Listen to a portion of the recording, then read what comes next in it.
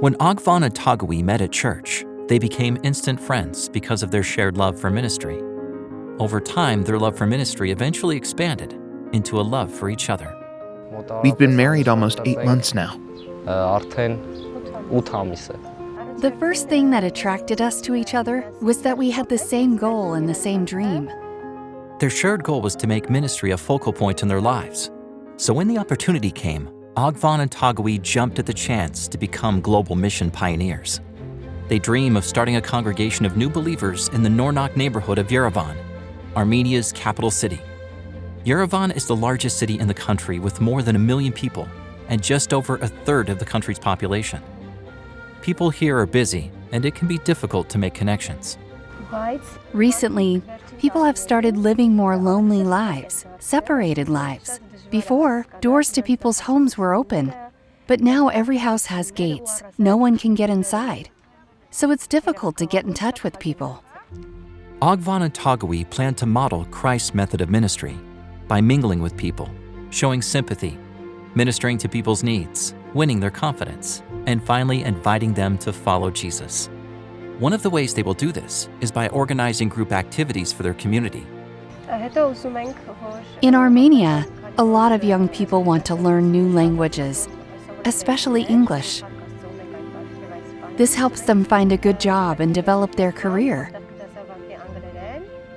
That's why we're going to organize an English club for youth and kids. This young couple is just weeks away from starting their new roles as global mission pioneers. They haven't begun the work yet and are counting on your prayers.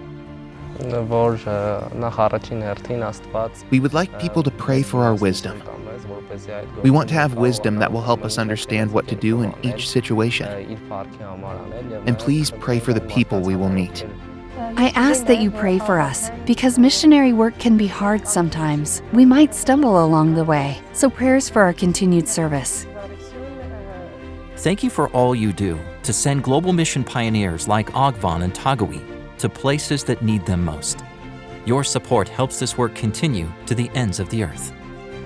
Thank you for supporting Global Mission.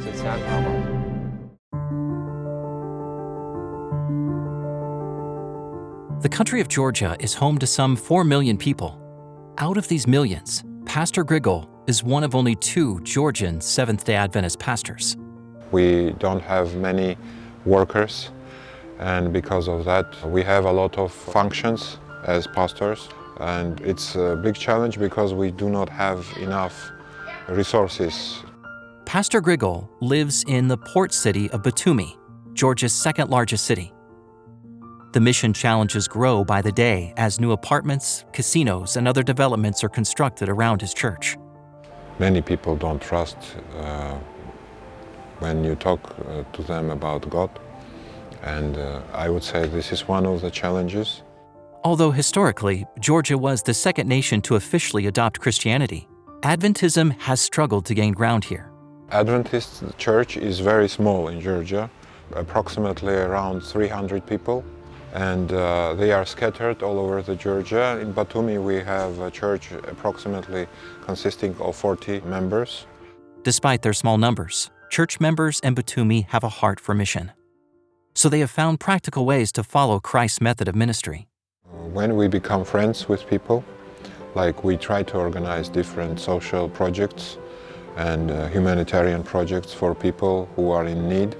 And when they get closer to us and when they start to communicate with us, then we have more trust from them.